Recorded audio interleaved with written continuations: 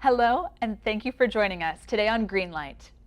I'm Grace, Communications Coordinator at Ann Arbor's Office of Sustainability and Innovations, and welcome to Greenlight, where we dig into sustainability in Ann Arbor with the residents who are envisioning, creating, and establishing a sustainable and equitable future for our community. Supporting these goals and presenting this series is A2ZERO, the city's plan, framework, vision, and associated actions for creating and implementing a just transition to carbon neutrality community-wide by the year 2030. Today, we're shining the green light on Bryce Frohlich, Community Resilience Specialist, and Annie Yeh, A2ZERO Ambassador, to learn more about the A2ZERO Ambassador Program. To start us off, Bryce, what is the A2ZERO Ambassador Program, and how does it help folks connect with local climate action? Yeah, thanks, Grace, for having us on the show. So the A2ZERO Ambassador Program is just one of the Office of Sustainability and Innovation's community extension programs. So we take community members such as Annie, who are interested in learning about local climate action, sustainability, especially in the urban context, and we bring them in and they go through 12 weekly training sessions. And those training sessions cover broadly, the scope of A2ZERO, urban sustainability principles, some things along that line. And the courses cover, the integration of A2ZERO. So whether it's our plans for electrification, energy efficiency within the city, it could be building community resilience, local foods, anything that you really see in A2ZERO is what's covered during our trainings. Our ambassadors get to work and learn with staff about the specific things that not only our department is doing at the city level, but our collaborators at the community level or community-based organizations and other partners as well. And I think it's a great way to get involved in local climate action because I think it's a unique opportunity for community members to be able to have access to something like city staff and be able to form relationships with city staff. And then just the ability to be able to learn about what's going on at the local level. And this is open to residents in Ann Arbor, anybody? Yeah, anyone is welcome to apply, and the one thing we definitely want to clarify why it's a great way to get involved is that there's no prior experience needed. If sustainability is your thing, we welcome you. If this is your way of trying to get on the ground floor of local climate action, we also welcome you as well. That's fantastic.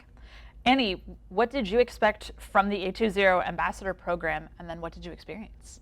So I met Bryce during A2ZERO Sustainability Week, and so that's where I heard a lot of what you had just mentioned in terms of this is what the ambassador program is like. So I had really thought it was more of a academic experience in a way because it's like 12 weeks of classes and we're meeting 2 hours a week.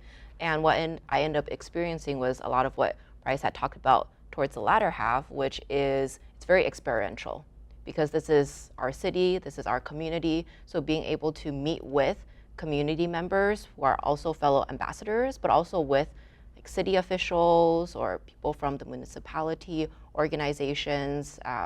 Like we did a water treatment plant tour. Also, Fire Chief Mike gave us a tour of Firehouse 1. And there's a lot of different ways to tie in together different organizations and the resources at the community level, and then also with other fellow residents who live in Ann Arbor. So being able to think about how we apply A2ZERO and get towards our 2030 goal and actually implement that impact was really, really special and different from, I think you're right, it's very unique for a program.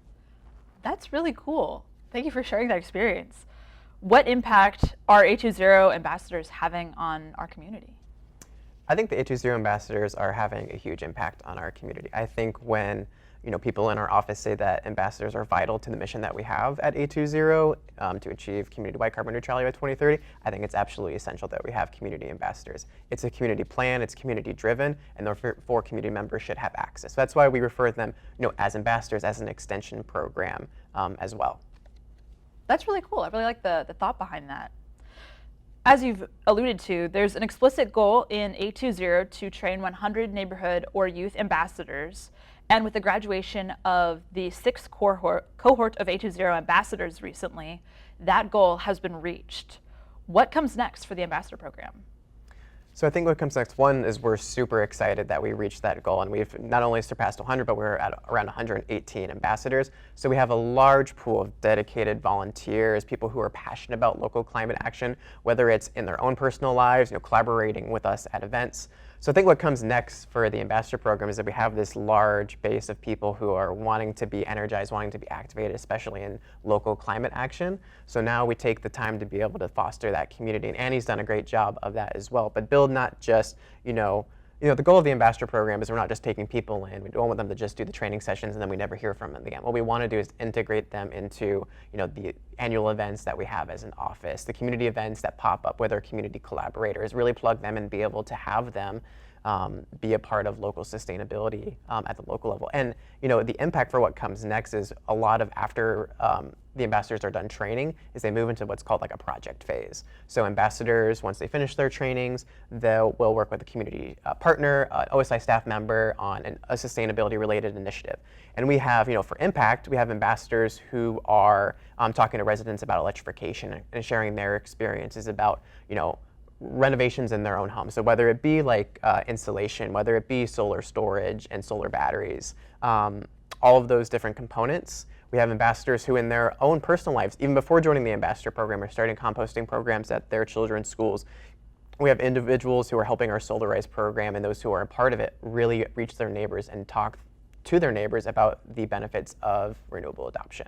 So impact is huge. And then for what comes next is, we want to be able to have an on-ramp. So once ambassadors are finished with training, we want to get them involved. We want to invite them in. We want to create opportunities such as what we're hoping to do in the near future is have an annual summit so ambassadors can come share what they've been working on in their personal lives, what they're currently working on with OSI, learn about OSI relative initiatives so that they can truly be like those ambassadors and share with their neighbors, their family and friends, and continue that impact of demystifying local climate action. That's really cool. Yeah, go ahead. Yeah, and I would just add, kind of Bryce alluded to, so I'm leading the social and engagement team for the ambassadors, and that is a project I'm working on with Bryce. So the goal really is to continue to foster this community of ambassadors across cohorts. Because right now, I'm very familiar with the ambassadors in cohort 5 because they're the ones that I had gone through the trainings with and graduated with, and now through the social and engagement team, seeing the ambassadors from every cohort, so starting with 1 and now with cohort 6 that most recently graduated. So the goal there is to really keep that community connection going.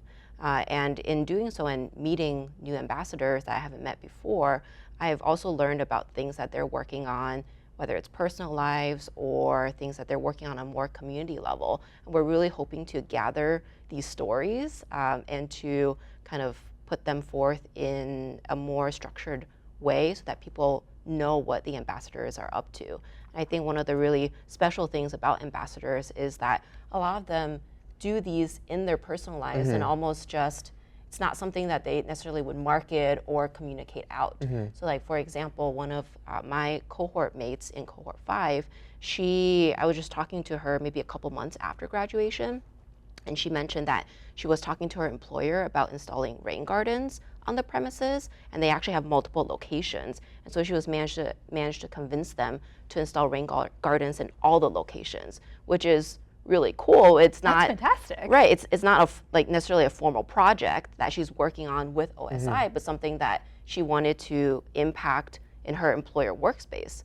So I think there are really ways to help elevate these stories that ambassadors are doing, and then also to just work more closely with OSI or with other local organizations to come together, for example, for volunteer events. So earlier this spring, a group of ambassadors volunteered at the Leslie Nature Center Earth Day event to help with setup and some of the cleanup as well. And so that was a really great way to have maybe a one-time event, but just to come together and give back to our community.